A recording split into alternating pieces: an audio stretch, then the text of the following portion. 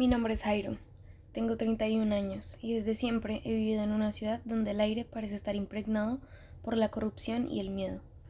Desde niño supe lo que era estar cerca del poder. Mi padre Álvaro era el comandante general de la Policía Nacional, un hombre recto, de esos que se paran frente a la cámara con cara de acero, siempre con la mano sobre el corazón. Eso pensaba todo el mundo, pero yo, que viví con él, sabía la verdad. Mi viejo, en su lucha por mantener el control y el poder, había vendido su alma a una de las peores mafias colombianas, el Cartel del Caribe. Usó su puesto para lucrarse, para garantizar que su familia viviera en el lujo, mientras las sombras del narcotráfico se cernían sobre nosotros. Crecer en ese ambiente fue una contradicción constante. Por un lado, mi padre me enseñaba que debía ser un hombre correcto, respetuoso y honorable, pero por otro me dejaba ver cómo los hilos del cartel movían todo a su alrededor: el dinero fácil, las alianzas peligrosas y las vidas rotas que quedaban atrás. Lo peor de todo no era saberlo, sino vivir con el constante miedo de que todo se viniera abajo. Nadie en mi familia estaba a salvo. Pero a mí, en mi interior, siempre me quedó un resquicio de rebeldía. A mí lo que me gustaba, lo que me llenaba el alma, era la moda. Desde muy joven, con mi madre siempre al lado, me adentré en el mundo de los colores, las telas y los cortes. Mi pasión por la moda era algo inevitable, y en cuanto pude me fui a la capital, Bogotá, a estudiar diseño. Ahí, lejos de la sombra de mi padre, pude respirar un aire diferente, pero sabía que mi historia estaba escrita en las calles de mi ciudad natal. La moda me permitió conectarme con mi verdadera esencia. Mi vida en Bogotá estuvo llena de éxitos, de colecciones que hablaban de mi tierra, de mi cultura, de la lucha por ser libre de todo lo que me ataba. Cada prenda que creaba era una declaración de independencia, una forma de distanciarme del mundo en que nací.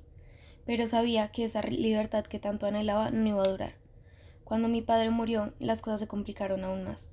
Él, al final, terminó pagando el precio de su alianza con el Cartel del Caribe.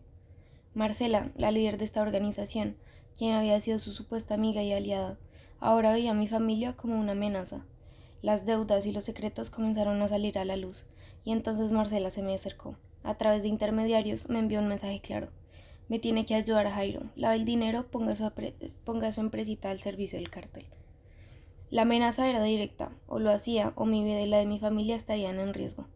En un principio me negué. No me iba a convertir en lo que mi padre fue. No podía traicionar mi sueño, mi pasión por la moda. Pero lo que no entendí en ese momento es que la presión de las amenazas y el miedo pueden hacer que un hombre pierda su norte. Acepté. La deuda que tenía con mi familia, las presiones del cártel y la lucha por sobrevivir hicieron que tomara decisiones que en otro contexto jamás habría imaginado. Comencé a lavar dinero a través de mis colecciones, ocultando las pistas dentro de los diseños. Cada prenda, cada patrón, cada costura llevaba una señal, una clave que hacía referencia a las rutas del cártel, a los negocios sucios, a los acuerdos que mi padre había sellado con sangre. No quería hacerlo, pero el miedo me atenazaba. Estaba atrapado en una espiral del que no podía salir. Un día todo se vino para abajo. La policía comenzó a investigar los vínculos entre mi empresa y el narcotráfico, y ahí supe que el fin estaba cerca. Pero en ese momento decidí hacer algo que me permitiera escapar de la oscuridad en la que me encontraba atrapado. Antes de ser arrestado, creé una colección especial.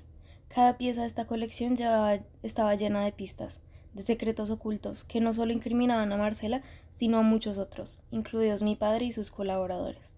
Sabía que si no podía escapar, al menos mi historia saldría a la luz. Dejé las claves dentro de mis creaciones con la esperanza de que alguien las entendiera, de que alguien pudiera desenmascarar a los culpables. Fui arrestado, me metieron en la cárcel, un lugar donde la muerte y la desesperación se vuelven rutina. Pasaron 3 semanas y cada minuto allí era como un suplicio. Pero nunca dejé de pensar en la colección, en las pistas que dejé atrás. Un día, uno de los guardias me pasó un celular. Con el poco aire que me quedaba, llamé a Ramón, un amigo de toda la vida. Le di instrucciones claras. Publiqué la colección. Hágale, Ramón, y muéstrele al mundo lo que he hecho.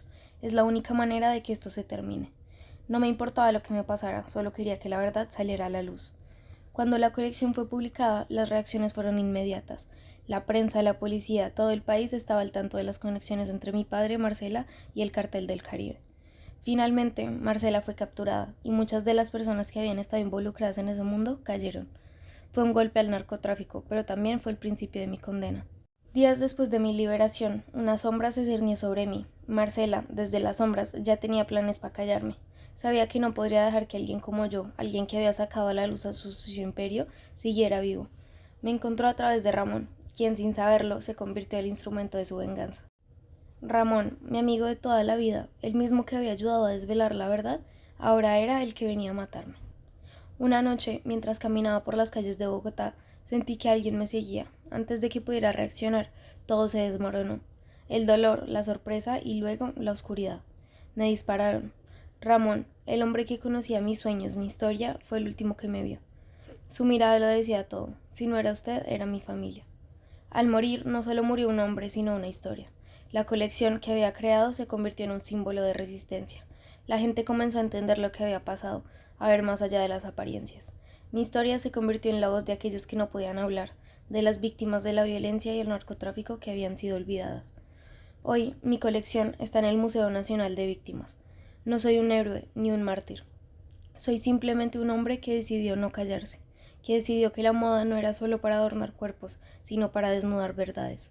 A través de mis diseños traté de mostrarle al mundo que la violencia no es algo para venerar. La idolatrización de personajes líderes del narcotráfico y la ignorancia solo perpetúa un ciclo de sufrimiento que nunca debería de repetirse. Mi mensaje es claro. No podemos seguir callando ante el dolor que sufren muchas familias colombianas, ni dejar que aquellos que deberían protegernos nos provoquen aún más daño. La violencia y el narcotráfico y la corrupción nos han arrebatado demasiado. La muerte no puede ser la respuesta para aquellos que luchan por la verdad, y nadie debería callar o vivir con miedo a hablar.